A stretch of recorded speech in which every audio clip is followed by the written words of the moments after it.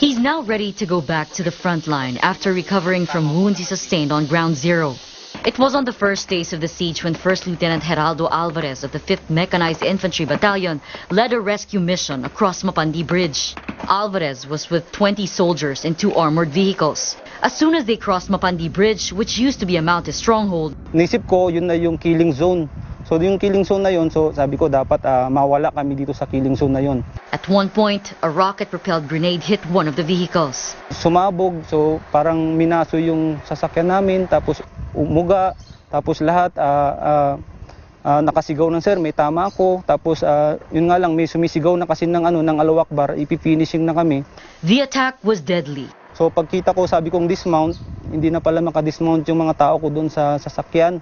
Yun na yung time na napansin ko na si Sergeant Wao hindi na pala makalakad. Sabi niya, sir, may tama ako, sir. So dahil gusto niyang sumunod, nilaglag na lang muna niya yung sarili niya doon sa may armored vehicle para gumapang siya, isecure niya yung harapang bahagi ng armored vehicle ko.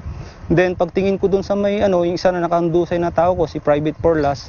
So pag sandal ko sa kanya, na wala na pala siyang pulso, tapos nakita ko umiwalay na yung bewang niya. One of his men was badly wounded and lost his foot, but still wanted to fight. Sabi niya, sir, saan yung sektor ko? Sabi ko, anong makialam sa sektor, kami nang bahala dito.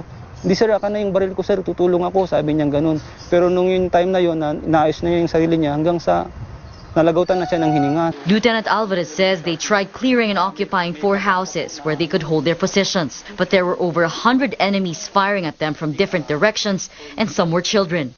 Sir, yung mga lumalapit dito, sir, bata. Pero may dalang baril.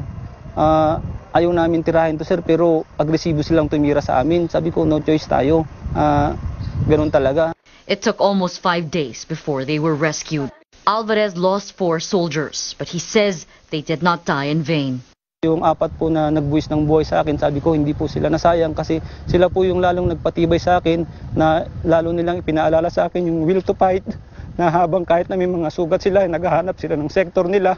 Yung mga wounded ko po na kahit na na talaga, yung mga may mga tama na sa mata, lumalaban pa rin. Lieutenant Alvarez admits at one point fear gripped him. Sa totoo lang, nakaramdam din tayo ng takot, pero nung nakakaramdam sila ng takot, sabi ko, kailangan di tayo lahat takot. So, kumbaga ako doon, tumayo na lang para gayahin nila.